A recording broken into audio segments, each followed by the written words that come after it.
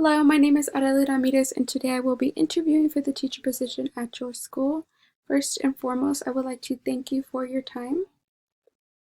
Today I will be showing you how the projects I've created this semester support the 4Cs and 2 of the ITSE standards for educators.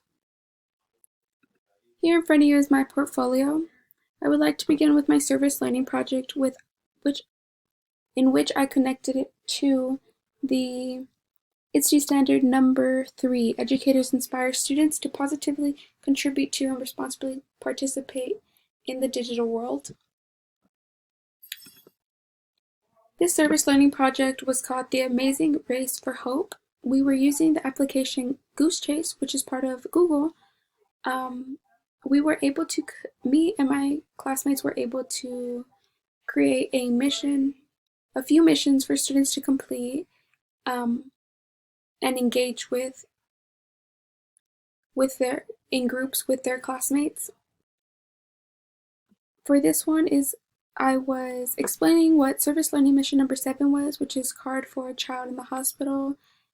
This was just for the student to create a card for a child to feel special and help them feel better during a difficult time in their lives.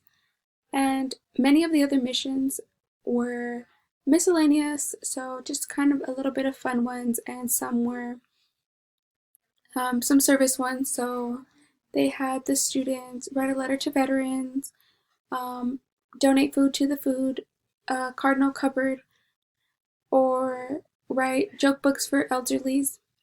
I feel like this project really showed how the teachers got the students to do something positive and all share their own contributions and all participate in it.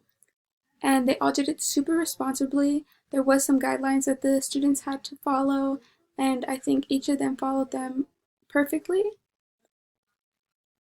And for the next one, collaborator. Educators dedicate time to collaborate with both colleagues and students to improve practice, discover, share resources, ideas, and solve problems. That is number 4. I believe most of the projects we did all took collaboration. It really was group work for the most part. Some assignments were on our own, but it really took all of my colleagues and all of my classmates to ask questions, share resources, etc. We really talked about many of the things. One of the projects that we did that really shows collaboration was culturally responsive teaching, a podcast about it. We teamed up with secondary educators, and we were able to create a podcast on what we thought culturally responsive teaching was and share a little bit about ourselves. I felt like this one showed how different teachers of different group ages were able to come together and provide something that students are able to listen to and look back on, and they're able to learn from it more than anything.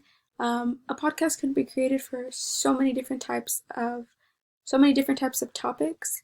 So I feel like you could really use the podcast in your classroom, and collaborate with the students themselves, collaborate with teachers, and share them with other students so that you're able to teach more about the topic. And it's pretty cool because they hear your voice, so they know it's you, and yet at the same time, it's a different way of teaching. It's not just in front of the board reading from a book, your normal ways of teaching. As far as the 4Cs, critical thinking, I believe all of them really took some critical thinking. I think the one that really showed this would be the chore. It took some critical thinking because you really had to sit down and think of a place that was going to be relevant to what you're teaching your students. And it took some time, so you had to be patient, but at the same time, you also had to dive deep a little bit, do some background research on your place that you're going to choose. I chose San Antonio because I live here, so I feel like one day I could share this with the students that are in my classroom if I ever move to a different location. I feel like I'll be able to share the city that I grew up in a pretty cool way. Communication. For communication, The service learning project really was a big one.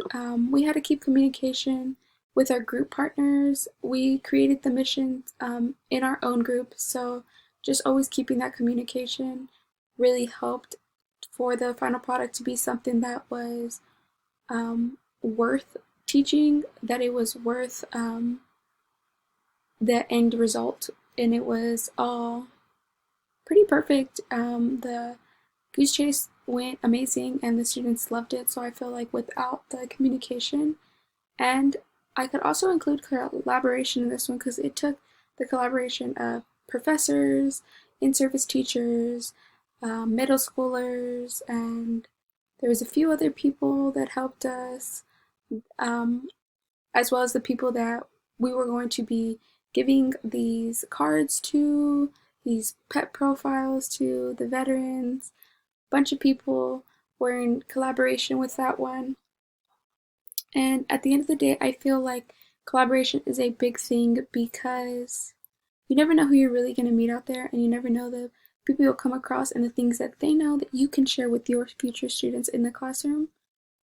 And lastly, creativity. Overall, I think this portfolio was a huge creativity um, thing for me because I had never made one, so we were able to create it the way we wanted it to. I think creativity comes in part in all the assignments we have done. For fake news infographic, we really had to be creative on how we were going to set that up.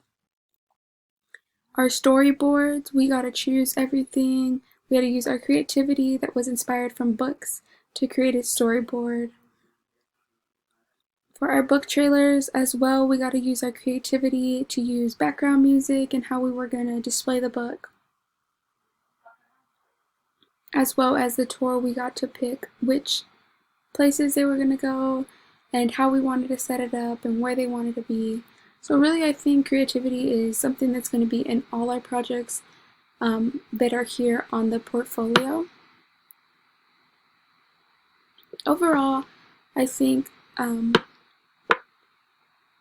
that each of these projects in one way or another connected to each of the ITSE, each of the 7 ITSE standards.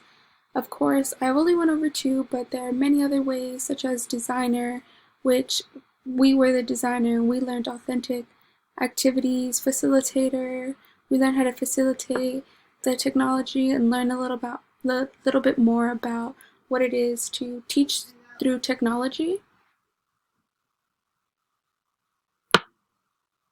So as I wrap this up today, I would just like to thank you so much for your time. Thank you for looking at my portfolio. If you have any questions, you could always reach out to me. And once again, thank you.